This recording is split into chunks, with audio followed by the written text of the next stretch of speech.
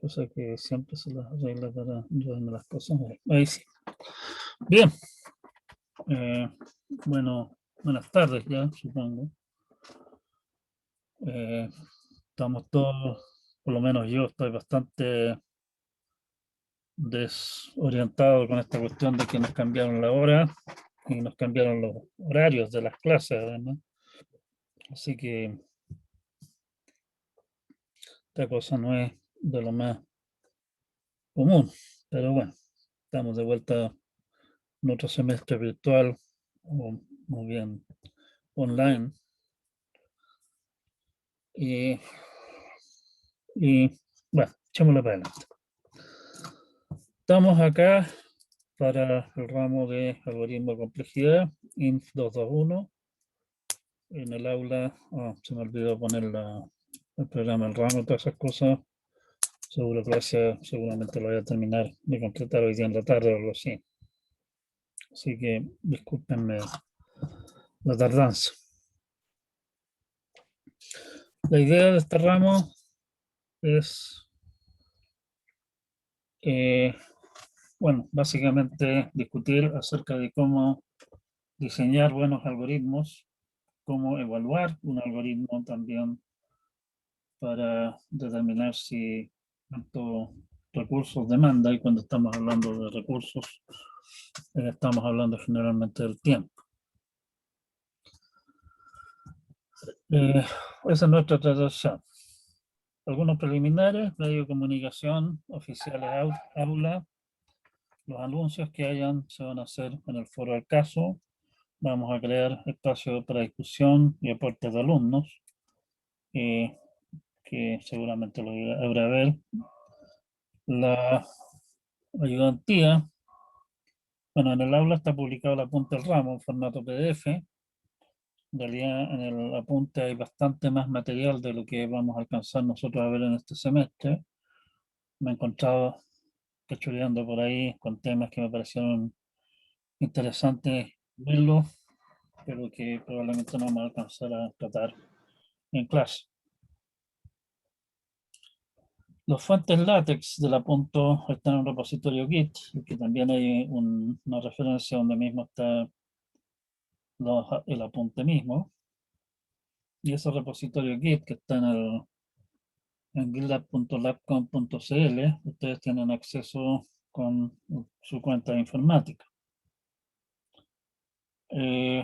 Los fuentes látex también están ahí en el aula como tal GZ, pero el tal GZS probablemente no lo actualice mayormente, salvo que hay algún cambio muy sustancial, digamos, en el semestre. No voy a hacerle cambios a ese archivo. Ese archivo se va a mantener ahí por este semestre sin cambios, probablemente.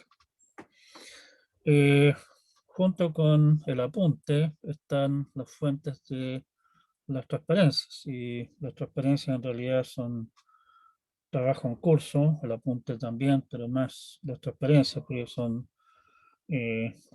las desarrollé básicamente el semestre pasado para dictar este curso, así que están bastante verdes y probablemente tengan bastantes patos y errores y cosas poco felices. Así que, por favor, ténganme un poco de paciencia en ese sentido. Y, bueno, ya que estamos en eso, hablemos de la evaluación del ramo. En el ramo vamos a hacer 2 certámenes y quizzes y tareas y básicamente actividades de ayudantía en general. Los ayudantes probablemente se van a juntar con ustedes a través de Discord, no usando aula, por lo que me han comentado, para las actividades de ayudantía más de interacción directa con los estudiantes. Es más ágil, es más útil que lo que estamos haciendo acá, pero Zoom en el fondo es el mecanismo oficial de la Santa María para hacer clases, así que estamos más o menos forzados a usar esto. No hay examen en el ramo. yo no soy amigo de los exámenes porque forzar a la gente a final del semestre a tener claro el material del todo el semestre y particularmente en varios ramos a la vez, me parece que es un caso de eh, castigo cruel e inhumano. De la misma manera, yo tampoco creo en los certámenes finales para mejorar nota o algún cuento de esa clase. Solamente va a haber, y probablemente no tenga sentido hacerlo, pero siempre está la opción de programarlo si fuera necesario, un certamen final que cubra toda la materia para aquellos que por alguna razón hayan faltado alguna evaluación. Como las evaluaciones las vamos a hacer básicamente, que la evaluación se publica típicamente día viernes o a mediodía y se entrega el día domingo, alguna hora prudente. Dudo mucho que haya gente que tenga, salvo situaciones realmente muy complicadas, digamos, que haya alguien que falte a una de las pruebas y por lo tanto esa situación no se ha dado. Podría darse, obviamente, en caso de que se dé, daremos las facilidades del caso a las personas que estén en esa situación. El primer certamen cubre la materia básicamente hasta la primera prueba, o sea, la primera mitad del semestre, con peso 30%. El segundo cubre toda la materia. La segunda parte del ramo construye sobre la primera, o sea, qué sé yo, vamos a ver algunas técnicas para desarrollo de algoritmos en la segunda mitad del semestre que de alguna manera usan como base algunas de las técnicas vistas anteriormente. Y por lo tanto, en el fondo no es la situación de hice la primera mitad del semestre, hice el primer certamen, puedo borrar esta materia de mi disco duro. Como el segundo certamen tiene más contenido, tiene algo más de peso, pesa un 35% la nota final. No quiere decir que el segundo certamen se vayan a hacer preguntas específicamente sobre la materia de la primera mitad del semestre, pero sí que tienen que tener claras esas cosas por si alguna de esos temas se requiere. El 35% restante es nota de ayudantía, un 10% por quizzes, evaluación de ayudantía o cosas similares y un 25% notas de tareas.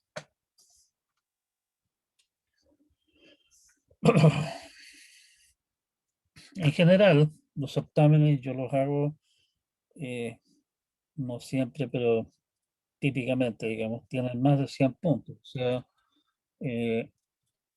hay en el certamen algunas preguntas van un poco más allá, o lo que se pide en la pregunta va un poco más allá de lo que exige el ramo, y por lo demás les dejo un poco de espacio para que cometan algunos errores e incluso con algunos errores puedan tener nota 100.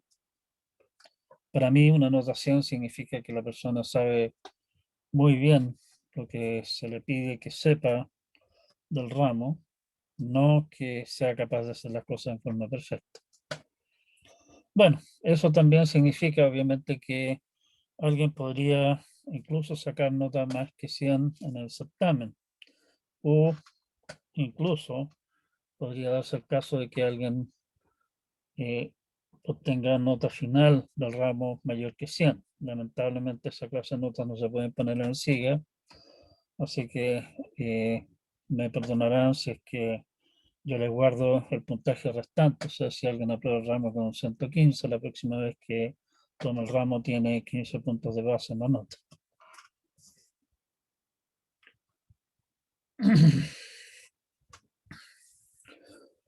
Ups, notas extras, el apunte y demás material del ramo, particularmente, como ya les había comentado, las transparencias, son trabajo en curso. Seguramente contienen errores, partes que no se entienden, áreas que se pueden mejorar, se puede mejorar una explicación, que haga falta un ejemplo o que sea útil cambiar el ejemplo por un ejemplo mejor, etc. Obviamente, los aportes en forma de reportes de errores o de mejoras en general, sean errores de tipeo, de gramática, errores matemáticos, alguna parte donde eh, me confundí con un signo o alguna expresión está mal simplificada o qué sé yo, algún algoritmo que está malo, está mal explicado, algún programa que no funciona o hace estupideces, tiene una mejora de esta clase, tiene un premio en un 5 puntos en la nota final. Si es que el mismo problema lo reportan, qué sé yo, tres personas en forma separada, bueno, obviamente los 5 puntos se dividen entre los tres aportantes. ¿Sí? Les comento que hace ya bastante tiempo atrás, con esta misma política en el ramo de informática teórica, por lo demás, eh, ya antes del primer certamen había algún estudiante particularmente industrioso que ya tenía aprobado el ramo, antes de la primera prueba, a punto de hacer correcciones al apunte. Claro que esto fue hace hartos años y espero que los muchos errores que se pudieron encontrar en esa época ya no sean tantos los que quedan, pero igual. De la misma manera, si es que alguno de ustedes da una solución particularmente ingeniosa, interesante, fuera de lo tradicional, digámoslo así, a algún problema del certamen o una tarea, puede también reportar puntos adicionales. O sea, puede ser que diga ahí, oiga, la nota de la tarea suma, qué sé yo, 100 puntos, pero usted sacó 105 porque el segundo problema lo respondió de una forma particularmente ingeniosa. De veces cuando me baja la locura y tomo un capítulo, lo reescribo completo o lo rehago más o menos completo, o agrego material nuevo. Me encontré con alguna publicación donde algún tema se trata en forma distinta, mejor. Encontré un área que valga la pena explorar en mayor detalle. Y en ese caso, y esto no es garantía que lo haga, pero pueden haber, así que estén atentos a esto, actividades extra que básicamente consisten en, aquí está un trozo del apunte o una nueva versión tal vez de las transparencias para una de las clases. Se les va a solicitar en ese caso que las critiquen fundadamente, se hagan notar problemas que hayan, digan si que está claro, se entiende, sabe, se ve hacia dónde va la cosa, qué es lo que está pasando, qué es lo que, si, bueno, si realmente control de calidad. En caso de haber actividades extra, el total de las actividades extra suma un 10 puntos más sobre la nota final. O sea, además de los anteriores, digamos, estos son 10 puntos adicionales.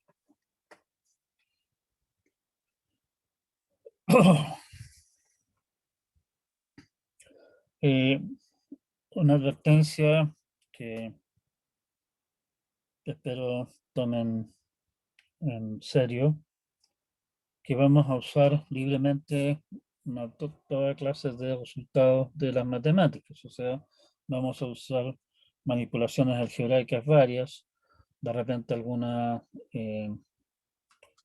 algo de trigonometría, vamos a estar usando de repente series de potencias y cosas de esa clase. Un algoritmo es necesario también demostrar de que realmente hace lo que se le está pidiendo que haga. Y el punto ahí está en demostrar, o sea, estamos hablando de que ese es un tema matemático, demostrar que esa manera tan curiosa de obtener un cierto resultado realmente me entrega el valor que ando buscando. En particular, vamos a usar algo sobre solución de recurrencias. Muchos de los algoritmos que vamos a ver nosotros, en realidad la parte del plato fuerte, digámoslo así, del ramo son algoritmos que trabajan con estructuras discretas, con cosas tales como árboles, como grafos y otras cosas así. Por lo tanto, todo lo que tiene que ver con combinatoria y ese tipo de cosas definitivamente es relevante. O sea, eh, y eso nos lleva entonces a la materia del ramo de estructuras discretas. Y vamos a hacer también referencia a temas de complejidad, como por ejemplo se vio algo en informática teórica. O sea, hay que tener claro que diantres es un algoritmo, o sea, un problema NP completo y ese tipo de cosas. Obviamente, como estamos hablando de algoritmos, los algoritmos así en el aire, digamos, como un pseudocódigo, qué sé yo, no son particularmente útiles. Vamos a escribir programas. En particular, vamos a usar alguna diversidad de lenguajes. Hay algunos lenguajes que son más apropiados para hacer ciertas cosas que otros, cosas que ustedes deben haber visto ya en un ramo como lenguaje de programación, por ejemplo.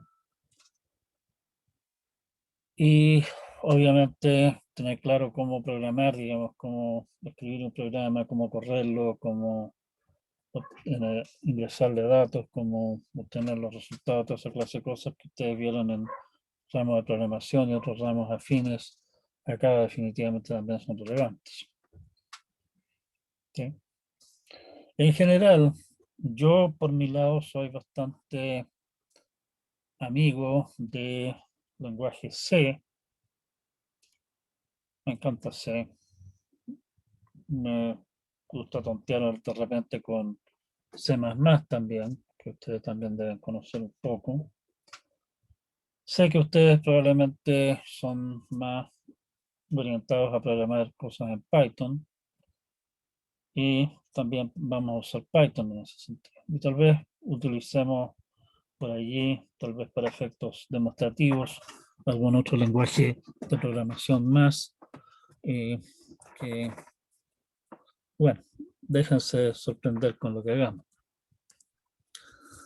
Temáticas. Vamos a partir con una rápida revisión de lo que son las notaciones asintóticas, porque nos interesa poder expresar de forma razonablemente precisa, pero sin llegar a una precisión demasiado extrema, cosas tales como qué se cayó ahí, qué tan rápido crece el tiempo de ejecución de un algoritmo al crecer el tamaño de la instancia del problema que estamos tratando de resolver. Y otra gran colección de cosas. Muchas de esas cantidades en realidad se pueden obtener estimaciones precisas de cuánto se demoran las cosas, pero obtenerlas es bastante trabajoso y en realidad basta con una estimación más al cohete, digámoslo así. Bueno, pero eso significa, si queremos mostrar esa clase de cosas en forma ordenada y formal, se requiere conocer algo de notaciones asintóticas. Vamos a partir con una breve revisión de esa clase de cosas que son herramientas que vamos a estar usando en la mayor parte del resto del curso.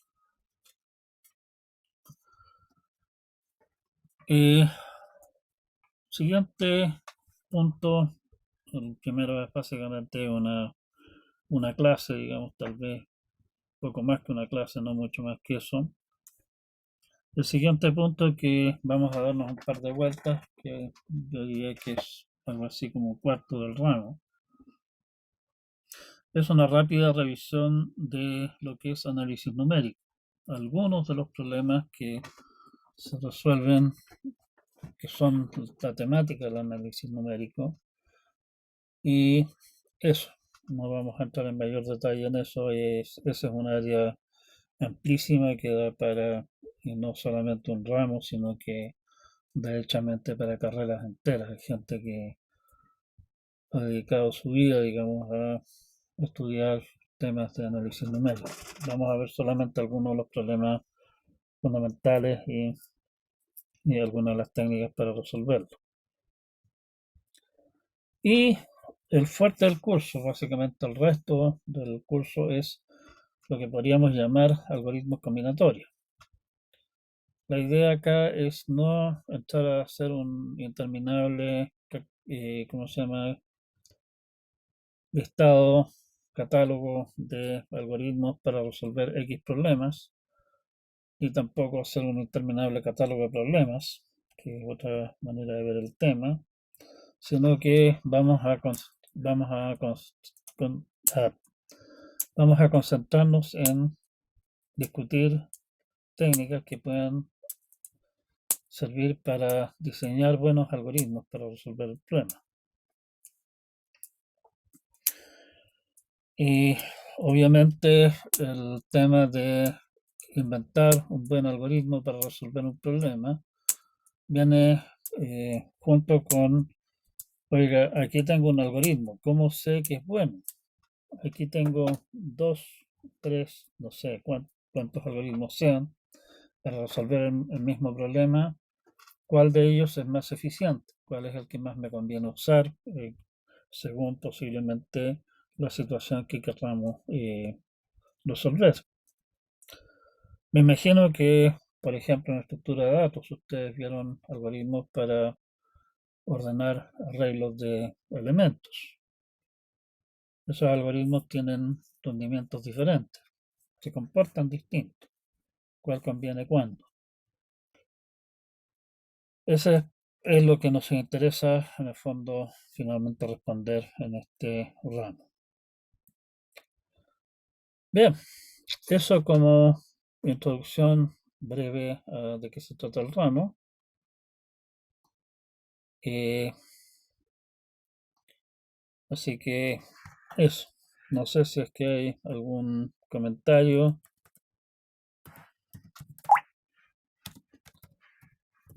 Como ya logré dormirlos a todos ya.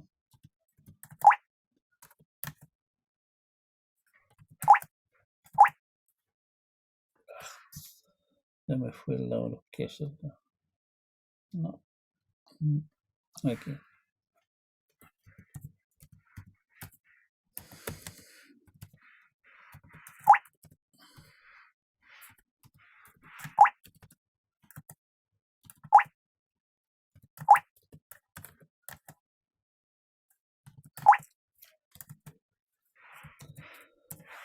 Bien, si es que no hay otros comentarios, tengo que compartir. Veo que en el chat.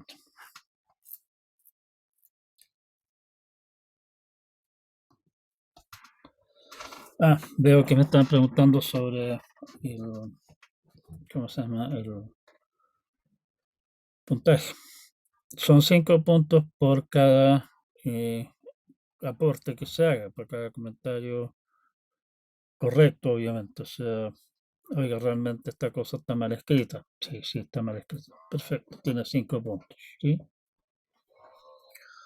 No son 5 puntos en total, sino que son 5 puntos por error o aporte, para que valga la pena.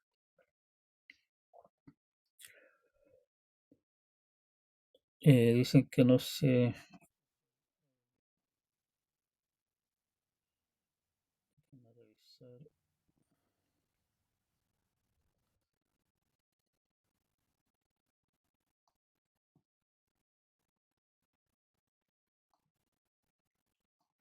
¿Aló? ¿Se escucha?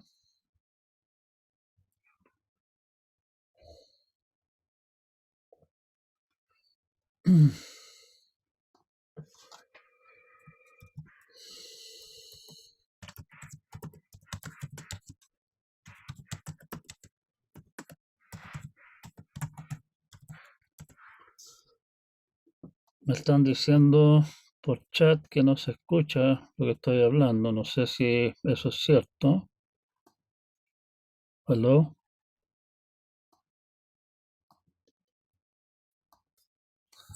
Parece que es algo se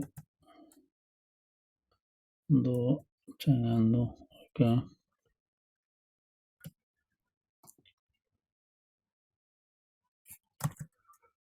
Espérense un minuto.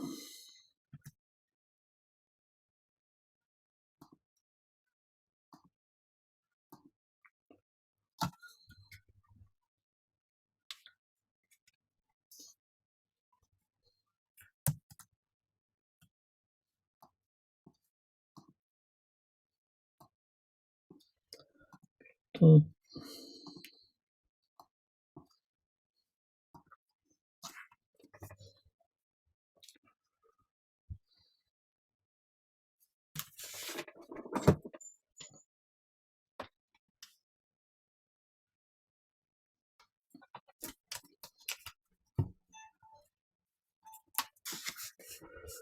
¿Aló? Ahí sí.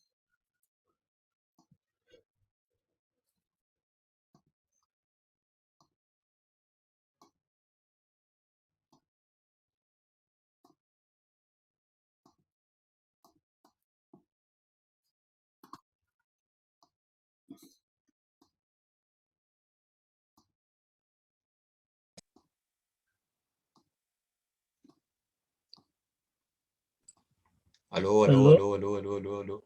¿Ahora se escucha? Se me había apagado ¿cómo se llama? Se me había apagado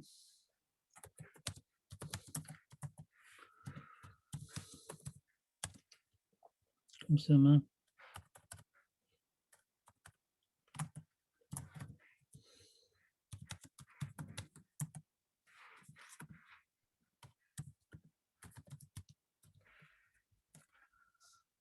Alguien me dice que no, sí lo tengo configurado, se supone que está funcionando, pero A ver, profe, ¿me escucha? sí, ¿Probando? ahora lo escucho. Ah, qué bueno, profe, ahora sí. No, yo le quería preguntar sobre la bibliografía, o sea, ¿qué libro podemos usar aparte del apunte? Ah, uf, hay millones. El texto guía, supongo que estaría El bueno. texto guía básicamente es el apunte. Los otros textos que a mí me gustan harto es un libro que se llama Algorithms de Ericsson, que aparece citado en el apunte, digamos. En todo caso, ese libro está disponible en PDF gratuitamente en forma oficial, o sea, no hay que estar pirateando nada extraño, ¿sí? Ujú. Eh, pero en todo caso, la materia que nosotros vamos a cubrir acá, en realidad no la van a encontrar tal cual en ningún texto típico, ¿sí? Es bien particular nuestro, digamos, así que el apunte está construido tomando partes y piezas de muchos lados. El libro Algorithms de Ericsson es básicamente algoritmos combinatorios, es un excelente texto al respecto. La parte de análisis numérico, ahí no tengo una referencia así como específica que pueda recomendarle. Eso. Listo, profe, gracias. Ujú. A ver, déjenme, aquí estamos, quería compartir la pantalla. Esa misma cosa. Eso de allí, pero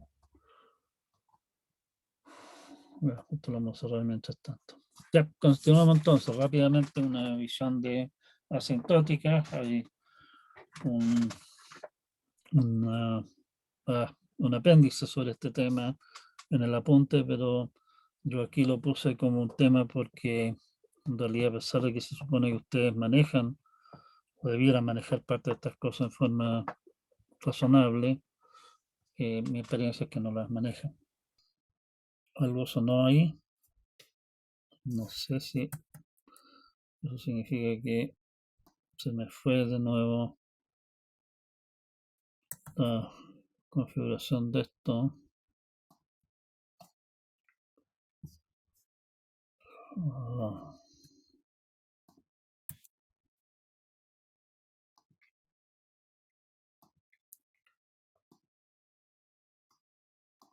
se desconectó de nuevo. ¿Por qué se desconecta esta cuestión?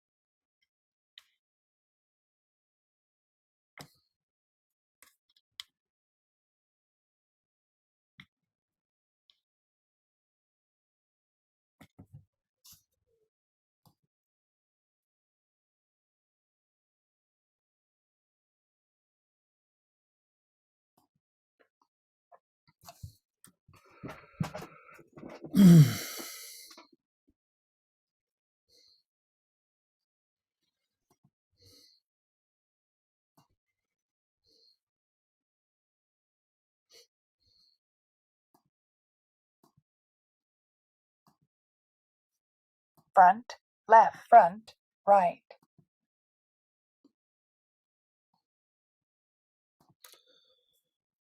Bien,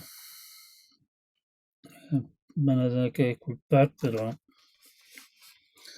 tengo el problema con mis audífonos. Por alguna razón se desconectan y no hay caso de reconectarlos. Capaz que se les haya ido la batería. No, no sé si se me acordé de dejarlos cargando.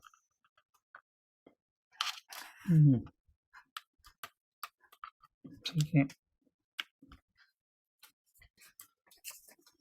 vamos a tener que funcionar así. No sé si se me escucha. ¿Aló?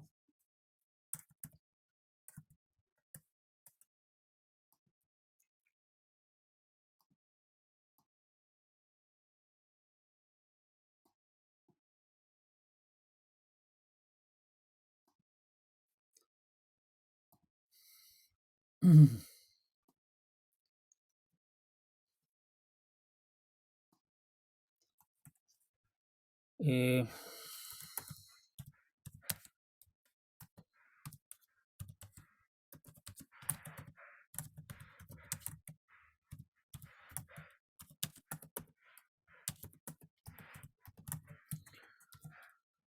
mis audífonos fallecieron por alguna extraña razón, así que ahora estoy con el parlante y el micrófono del computador, lo cual definitivamente la calidad del sonido es bastante peor, pero...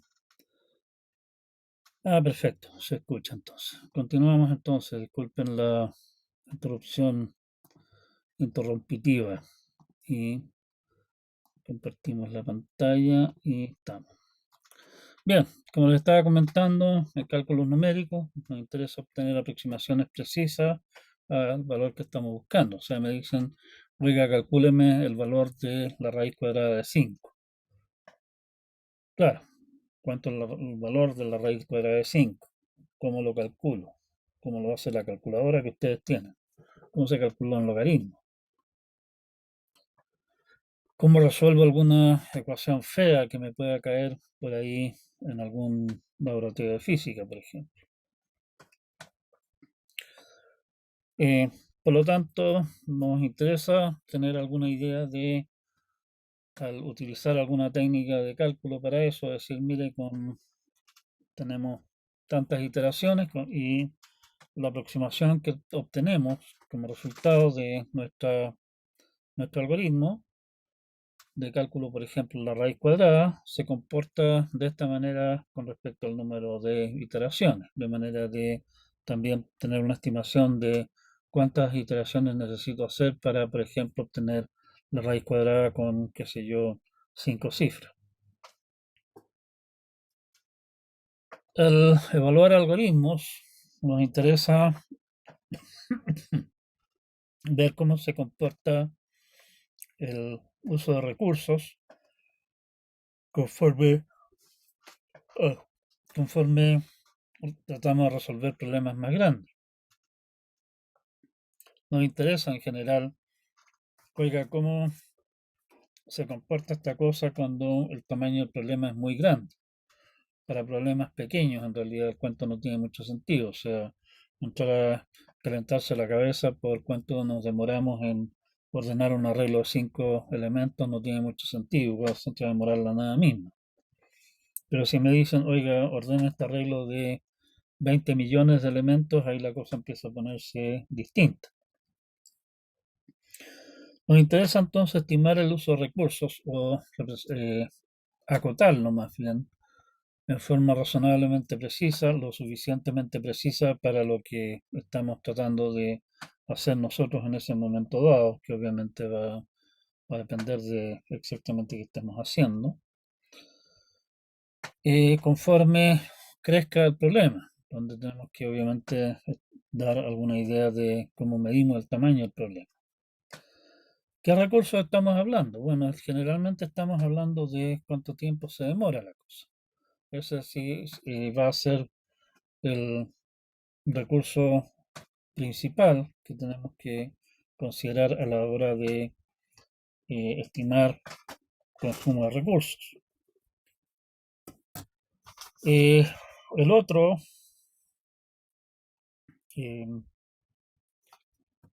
otras cosas que pueden ser de interés es cuánta memoria ocupa este algoritmo.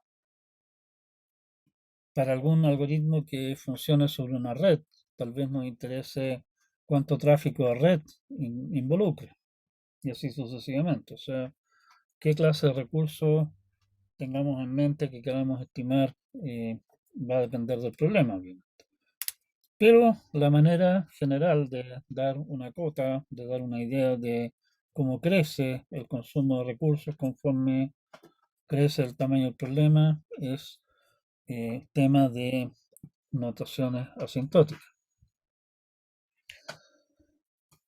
En este tipo de situaciones, o sea, queremos tener una idea de qué tan rápido se acerca al valor que andamos buscando nuestro algoritmo para calcular raíces cuadradas o qué tan rápido se acerca nuestra técnica para calcular el valor de un logaritmo, por ejemplo, etcétera.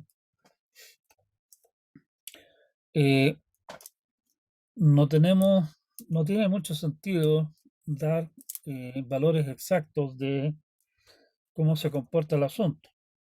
Si es que lo conociéramos, en realidad probablemente el algoritmo no tiene mucho sentido tampoco de partida.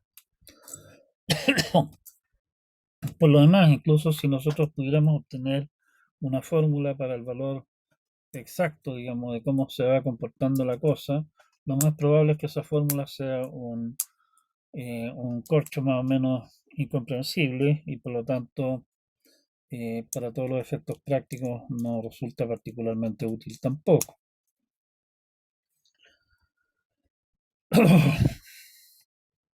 Lo que nos interesa es dar una estimación o una cota que sea simple y fácil de manipular, pero a la vez realmente sea una cota útil. Definitivamente lo que estamos diciendo acá es bastante poco preciso, digamos, pero bueno, es lo que hay. ¿Sí? O sea, eso es lo que nos interesa. O sea, nos interesa obtener una respuesta razonablemente precisa, pero no demasiado precisa, porque demasiado preciso significa meterse en complicaciones que no valen la pena. La herramienta fundamental para toda esta clase de cosas son lo que se conocen como estimaciones asintóticas. Hay una variedad de notaciones para notaciones asintóticas. Hay varias notaciones asintóticas distintas. Algunas son ampliamente usadas, otras se usan menos. Es un área, digamos, en la cual no hay realmente un consenso así amplio respecto de cómo son las cosas. Las definiciones que adoptan distintos autores de las distintas notaciones de repente son bastante diferentes. Nosotros vamos a adoptar las notaciones de Hildebrandt. Hildebrandt es un personaje que ha escrito bastante sobre el tema y mucho de lo que es la parte de discusión de las asintóticas que nosotros vamos a usar están sacados de un apunte de él, que está referenciado también en el apunte del RAM.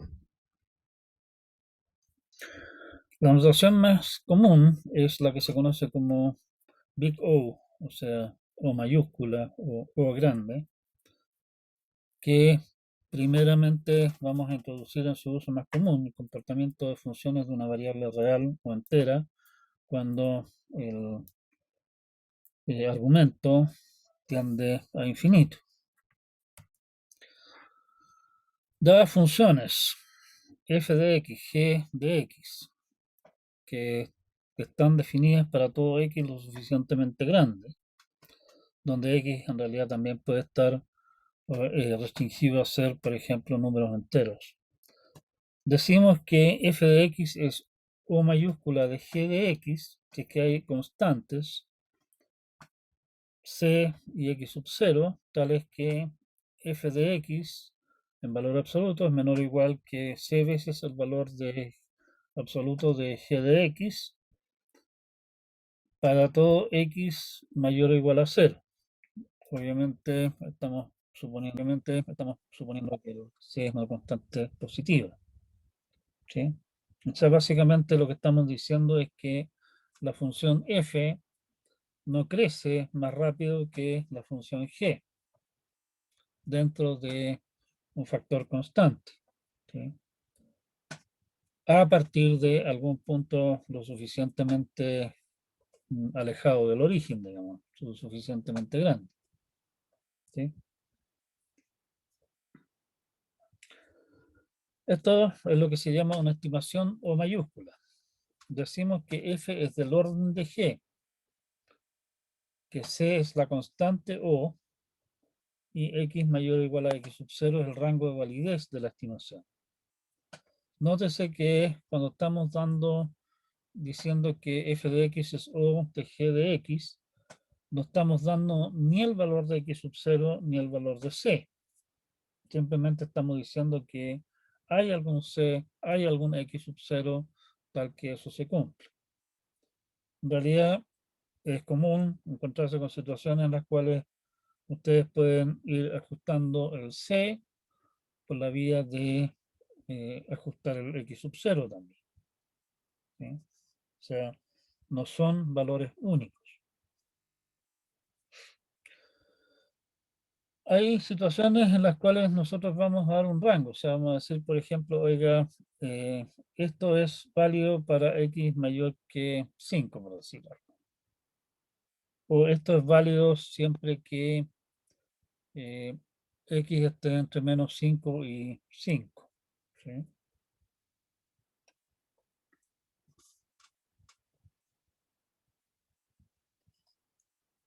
Es común que el cuento depende de algún otro parámetro que no es simplemente el x, digamos. Llamémosle, por ejemplo, alfa, en cuyo caso vamos a anotar O sub alfa de g de x para enfatizar de que esa estimación en el fondo depende también del alfa, pero que tampoco queremos entrar mayormente a detallar cómo funcionan las cosas.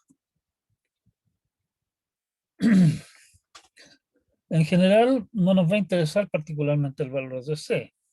Podemos calcular en muchos casos un valor explícito de C para un X sub 0 dado, generalmente va a depender de eso, aunque es bastante tedioso hacerlo, incluso si simplemente queremos obtener alguna cosa, decir, oye, con C200 da, aunque sospechemos que en realidad el valor de C más ajustado sea, qué sé yo, 10.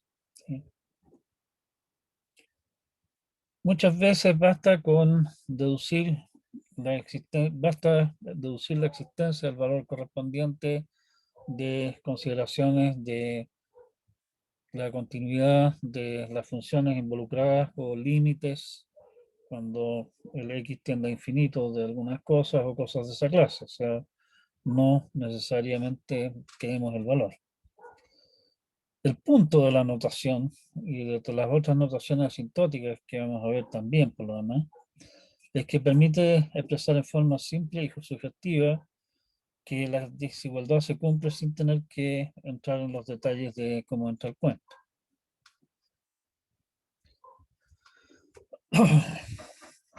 Una cosa con la que hay que tener cuidado con las notaciones asintóticas en general, y en particular con la notación Big O, es que O de G de X en realidad representa alguna función que no queremos entrar en mayores detalles porque nos da lata hacerlo, que cumple con esa estimación. No estamos diciendo exactamente qué función es. ¿Sí?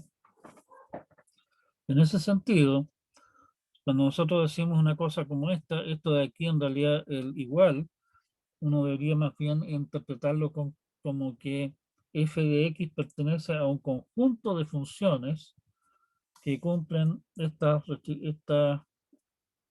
¿cómo se llama? Esta relación con g, ¿sí? Pero no hay una notación muy clara para eso y en realidad la notación igual es cómoda, pero hay que tener cuidado y siempre tener presente que cuando uno escribe expresiones con notaciones asintóticas, uno típicamente, o sea, en realidad lo que uno está diciendo es que el lado izquierdo, antes del signo igual, eh, puede representarse, puede acotarse mediante una expresión que está descrita por el lado derecho, que el lado derecho en el fondo es una versión menos precisa que el lado izquierdo. ¿Sí? Conforme vamos de izquierda a derecha se va de alguna manera perdiendo información. Así que hay que tener cuidado con eso, o sea, no hacer cosas raras.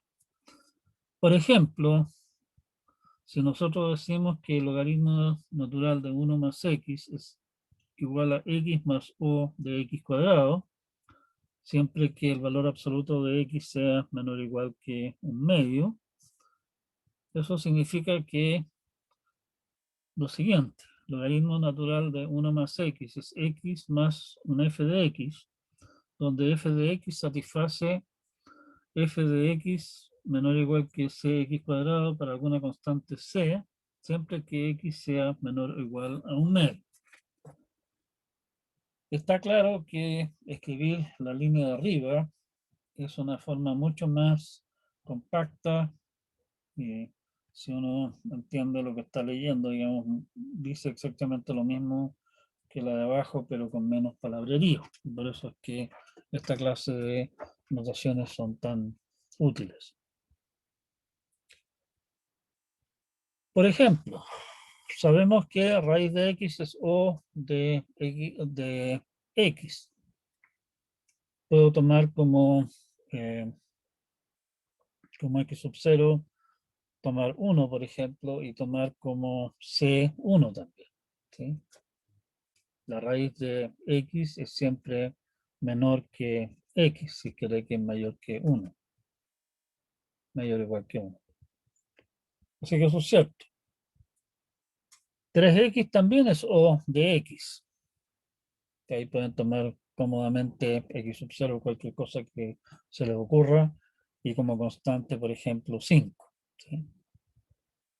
3x es siempre menor o igual, mayor, es siempre menor o igual que 5x para x mayor que 10, por decirlo.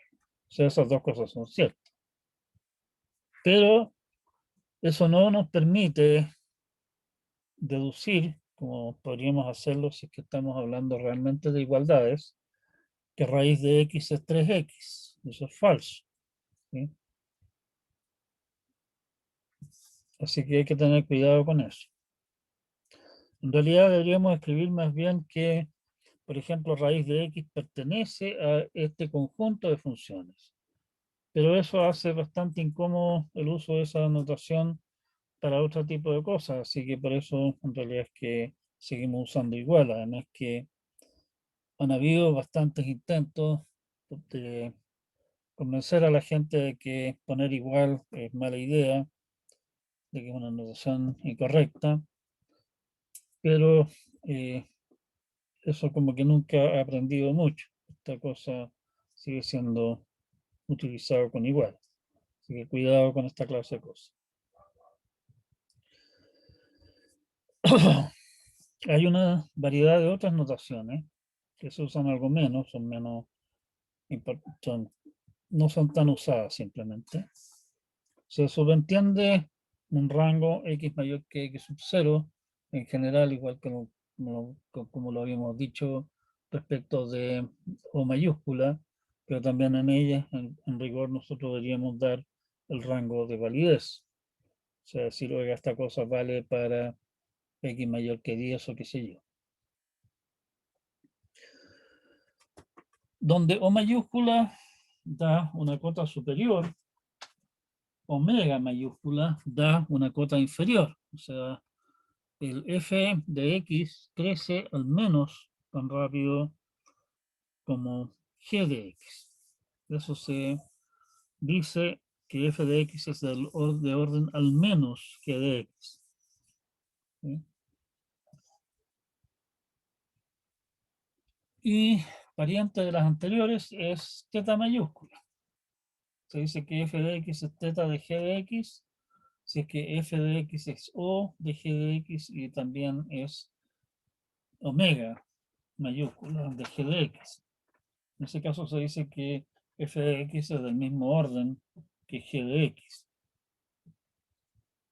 Y obviamente las constantes del caso van a ser diferentes y los x sub 0 correspondientes también pueden ser distintos. ¿Sí?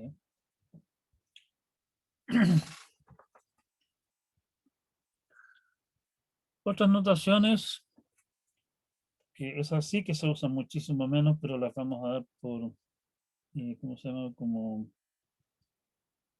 para completar. Se dice que f de x es O minúscula de g de x, si es que el límite cuando x tiende a infinito de f de x partido por g de x es 0.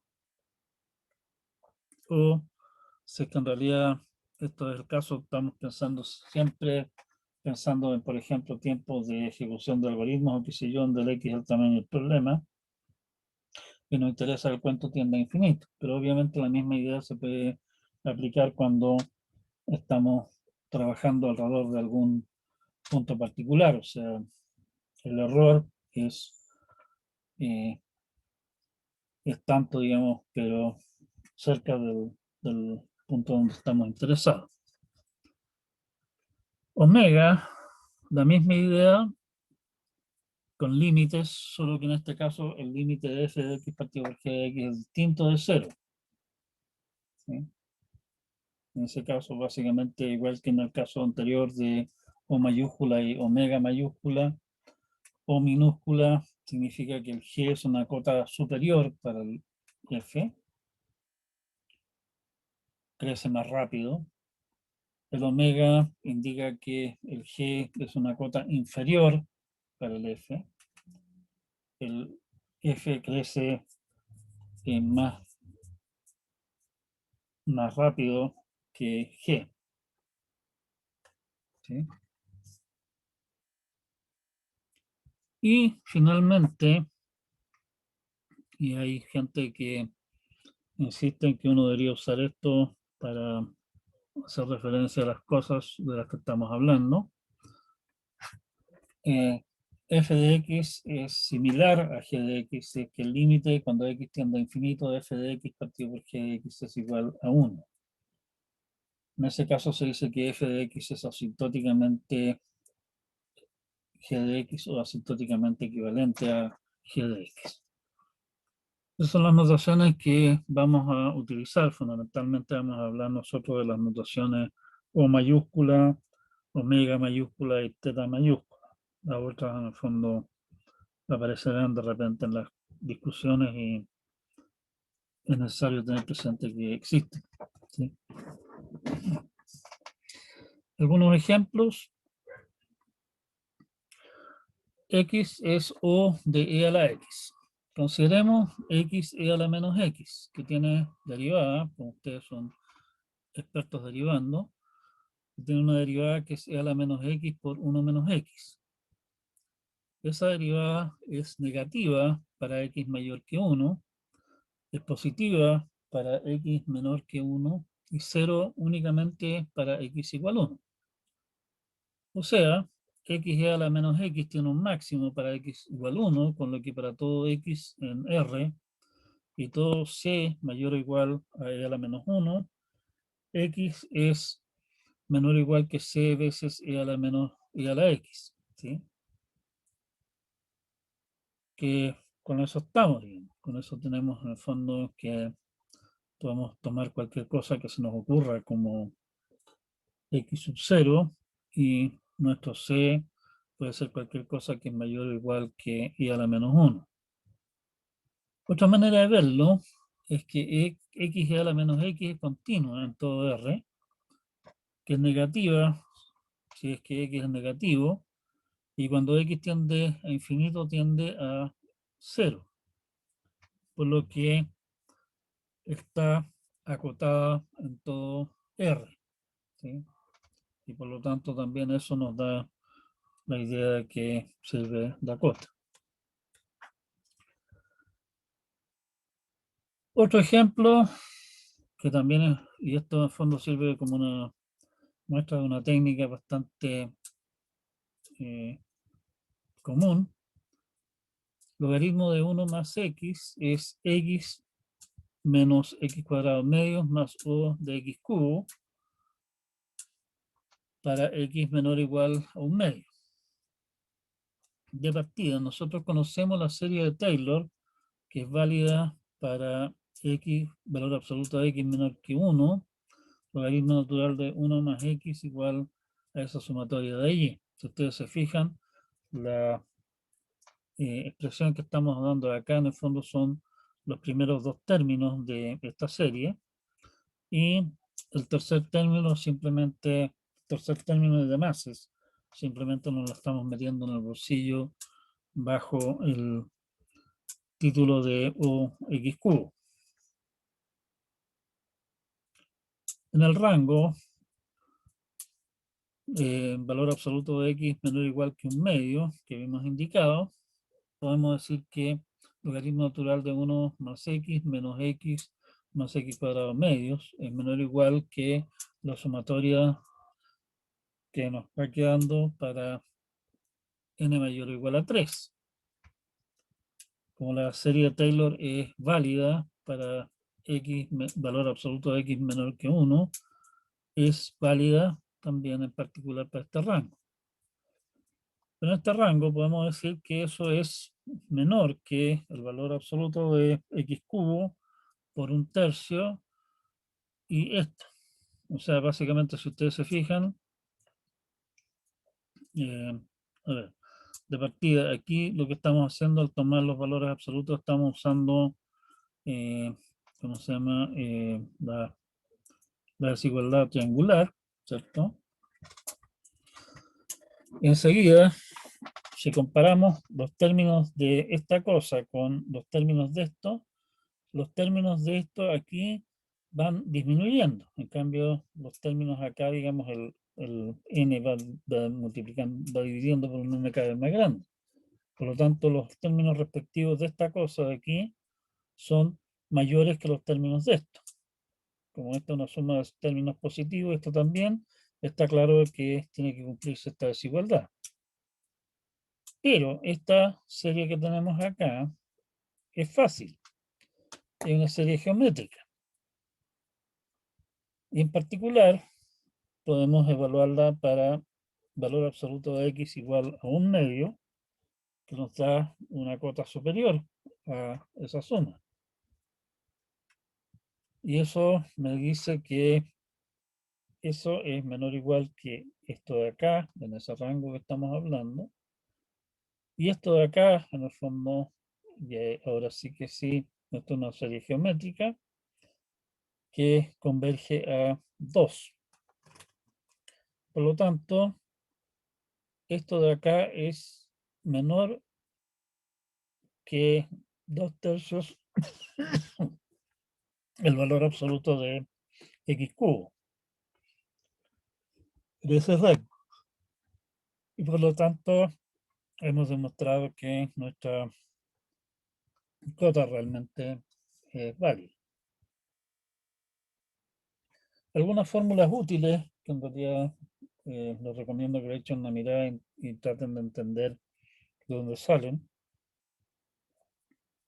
En general vienen precisamente de expansiones vía serie Taylor o Maclaurin, según sea el caso.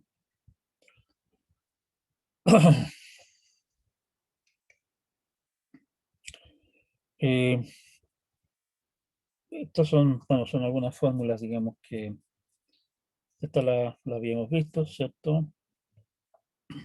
Esta de acá, en el fondo, es la misma idea, pero con un término menos. Y esta de acá es la misma historia, pero con un término menos todavía. Lo mismo aquí, o sea, aquí podemos ir agregando términos y ir básicamente achicando, digamos, agrandando el exponente del z, con lo cual, como el z en este estamos hablando z en rangos chicos, digamos, obviamente disminuye la cota. Profe, ¿Sí? ¿puede devolverse un poquito que tengo una duda? ¿Dónde? ¿Cuál es no, la siguiente. La fórmula, esa. ¿Cuál es la diferencia entre la segunda y la tercera? Porque es 1 más z elevado a alfa. ¿Y por qué se diferencian? Si tú te fijas aquí, el término de la diferencia es O de z. Y este de acá es O de z cuadrado.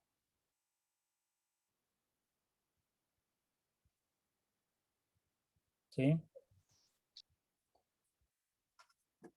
O sea, en el fondo lo que estamos haciendo es, piénsalo en términos, estamos en el fondo, piénsalo en términos de la serie de Taylor correspondiente, estamos agregando términos adicionales y conforme vamos agregando más términos, el error se me va achicando. ¿Se entiende o no? Sí, profe, gracias. Ya entendí. O sea, el tema, obviamente, uno de los temas, y ahí es donde entra la parte artística de este cuento, no la parte, ¿cómo se llama?, científica.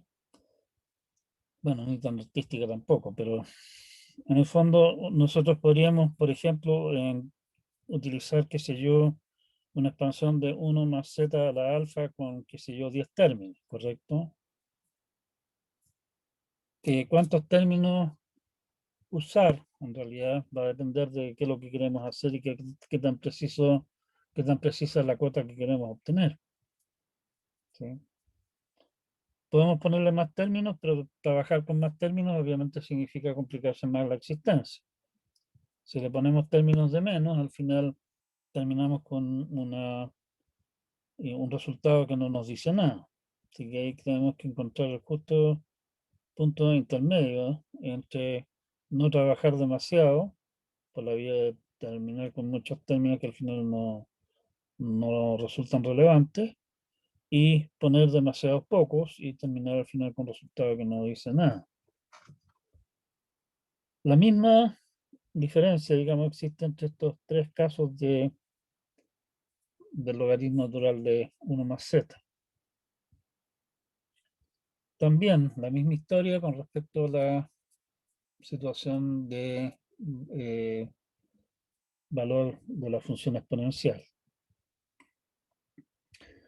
Bueno, algunas propiedades que uno puede utilizar con esto. Si tenemos una constante c mayor que 0 y f de x es o de c mayúscula g de x, es lo mismo que decir esto. O sea, en el fondo, si no me creen, revisen la definición del caso y se van a dar cuenta que realmente eso no es cierto. Absorber términos, si es que tenemos una constante y g es o de h de x, tenemos f de x es c veces g de x más o de h de x, es equivalente a decir que simplemente f de x es o de h de x. ¿Sí? O sea, si el g y el h son de la misma, del mismo orden, o el g es de menor orden que h, más bien, perdón, entonces lo puedo absorber. ¿Sí? La cosa es transitiva, o sea, por lo menos parte de lo que tanto nos encanta de la igualdad, que es una relación de equivalencia, es que si f de x es o de g de x y g de x a su vez es o de h de x, entonces f de x es o de h de x. ¿Sí? Nótese con cuidado si que esta notación esta relación en realidad es reflexiva, o sea, f de x es o de f de x, pero no es simétrica. ¿Sí? Ya lo vimos antes, o sea, que f de x sea o de g de x no significa que g de x sea o de f de x. Perfectamente puede no ser así.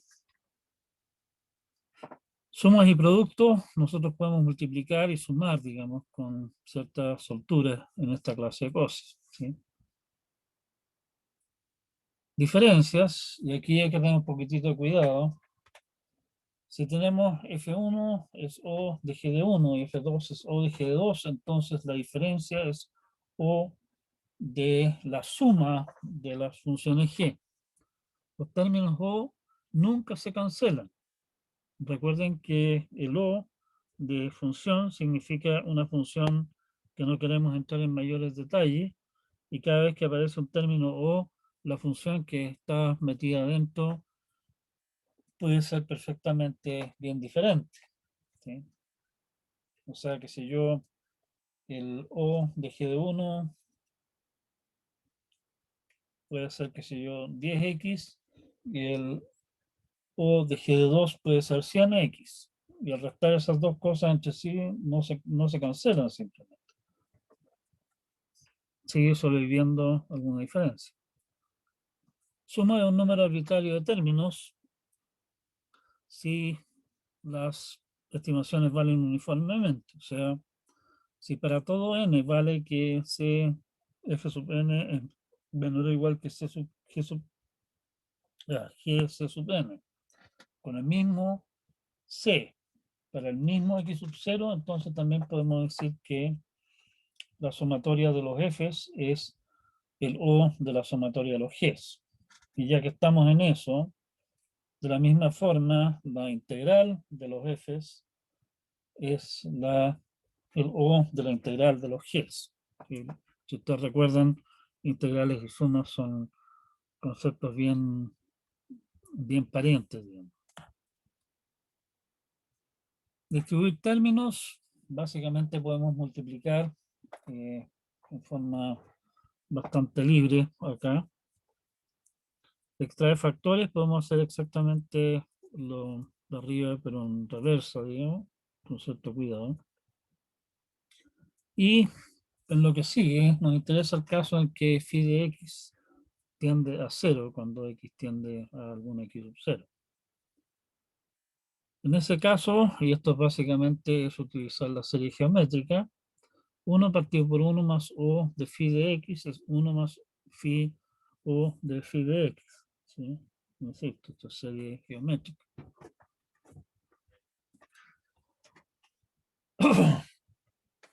En general, 1 más o de phi de x elevado a p, para un p cualquiera, es 1 más o p de phi de x. pueden también expandir la serie del binomio un par de términos más si quieren, ¿sí? Pero esto es lo más útil, digamos. Logaritmo de 1 más o de phi de x es o de phi de x. Exponencial es 1 más o de phi de x. Y esas cosas en realidad vienen de las series de Taylor correspondientes. Esta clase de cosas son las clases de simplificaciones que vamos a estar haciendo en forma básicamente continua cuando estemos jugando con esta clase de cosas. ¿Sí?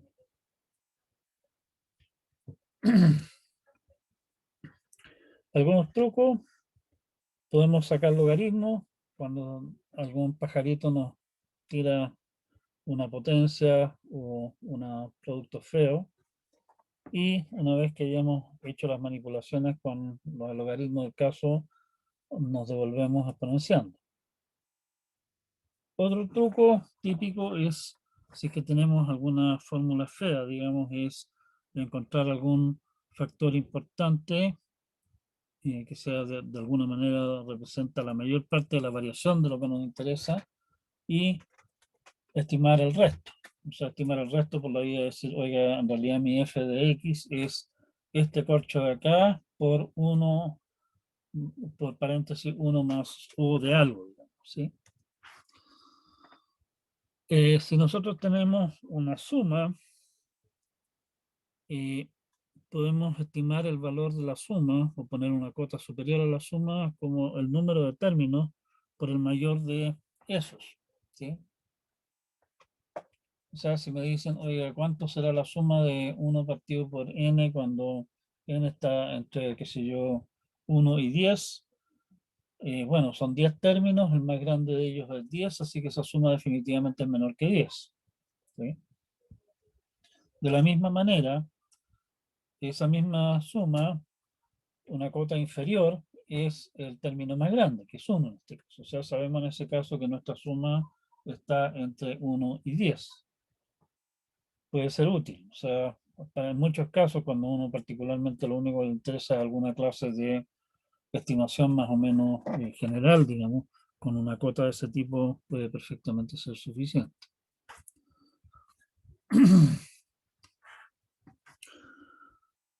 Estimemos a sub 1 más a sub 2 más a sub n a la p para algún p mayor o igual a 1, si los a sub k son todos mayores que 0, donde estamos suponiendo obviamente que n y p son constantes. Resulta que esa cosa de allí es teta de a1 a la p más hasta a sub n a la p. Como estamos aseverando que es un teta, básicamente eso nos obliga a demostrar que hay una cota superior, que está dada por eso, un O mayúscula, y una cota inferior, o sea, un teta mayúscula. Para la cota superior, o sea, el O mayúscula, esa sumatoria a la P es menor o igual que n veces el máximo de los A sub K. Todo eso a la P, que eso es n a la P por el máximo de los A sub K. Y a la P. Y eso a su vez es menor o igual que la sumatoria de los A sub K. ¿Sí? Así que estamos. La cota inferior, básicamente, eso de ahí es en el fondo lo que yo les comentaba, el truco de quedarse con la suma del mayor término, ¿sí? Y la cota inferior es básicamente poner como cota el mayor término solo.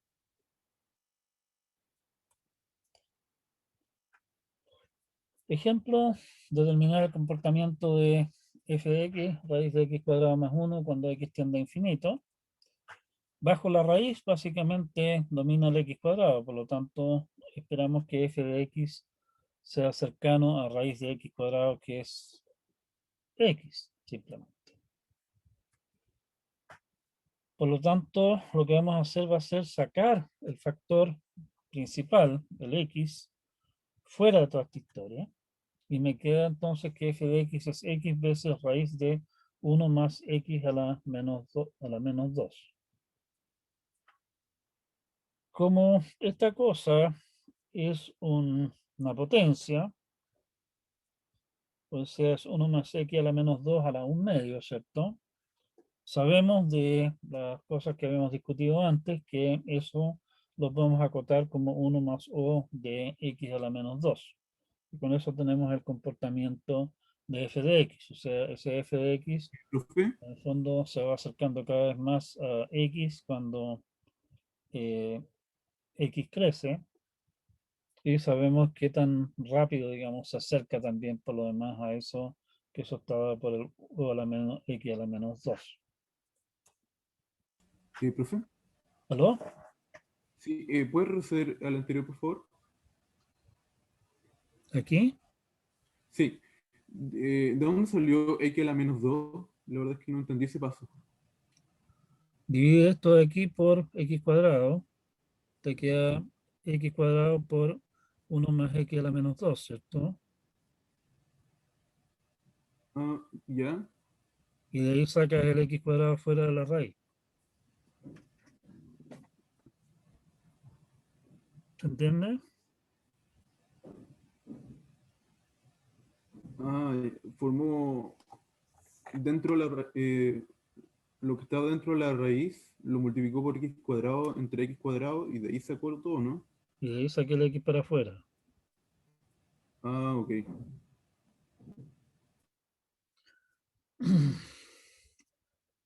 Bueno, otro ejemplo. Supónganse ustedes que alguien les dice, oye, estímeme la derivada de esta función en el punto x. Pero la función es un queso realmente horroroso y por lo tanto no, no me dan mis habilidades de estadísticas y por lo tanto voy a estimar la derivada en x como f de x más delta menos f de x menos delta, o sea, más delta y menos delta dividido por la distancia entre los dos, o sea, 2 delta, ¿sí? Bueno, nos interesa saber qué tan buena es esa estimación, o sea, qué tanto error estamos cometiendo, cuál es el U en delta, digamos, del error de esa estimación. Podemos expandir f por la serie de Taylor alrededor de x. Estamos suponiendo, como siempre, que la función es decente y bla, bla, bla, bla, bla. F de x más h por Taylor es f de x más f' de x por h más f segunda de x medios por h cuadrado más f tercera x x h cubo sexto más o de h a la cuarta. ¿Sí? Esa es la serie de Taylor con residuo. En consecuencia, si nosotros sustituimos eso, el f de x más h por x más delta y menos delta, me queda, al simplificar toda la historia, me queda 2f' de x delta más f segunda de f tercera de x delta cubo tercios más o delta a la cuarta. Los términos con f segunda de x se van, si ustedes se fijan, ¿sí? Se restan y se cancelan. Todo eso dividido por 2 delta. Y simplificando esa expresión me queda que eso es f' de x más f tercera de x sexto delta cuadrado más o delta cubo. Y eso me da, si es que yo tengo alguna idea de cuál es la tercera derivada de la función f, me da una idea de qué tan grande es el error que estoy cometiendo al estimar, al aproximar, digamos, la primera derivada mediante esa diferencia. Bueno, como resumen de lo que me estaba hablando, y con esto cerramos por hoy día, definimos las notaciones asintóticas que vamos a usar. No entramos en gran detalle, digamos, vimos un poco de algunos ejemplos. La nota de Hildebrand o el texto de Sedgwick y Flageolet, que habla bastante más en detalle de esta clase de cosas. ¿Sí? Se va a requerir cierta soltura para interpretar y manipular este tipo de expresiones en buena parte de lo que viene en el curso a continuación. Particularmente es importante en la primera parte de análisis numérico, pero también es importante después cuando hablemos de rendimiento de nuestros algoritmos. Así que por favor traten de entender bien de qué se trata esto. También vamos a usar una serie de resultados del cálculo, algunos resultados más o menos simples, pero no tan conocidos tal vez, respecto de series de potencias y algunas cosas, teorema del valor intermedio y otras cosas más, que nosotros vamos simplemente usando. No quiero entrar mucho en el detalle de cómo demostrar esas cosas. Si sienten mucha curiosidad al respecto, echen una mirada al apéndice de cálculo que hay en el apunte. Y hasta acá llegamos por hoy día. No sé si hay todavía consultas, preguntas o algo, alguna inquietud, o simplemente dejamos las inquietudes para el principio de nuestra próxima clase, que va a ser el día miércoles. También en este horario medio absurdo. ¿Estamos? Así que no hay nada más que comentar, quedamos hasta acá y nos vemos entonces el día miércoles y bienvenidos a de vuelta a este hermoso semestre. Chao, chao. Chao, profe. Chao, profe. Chao, profe.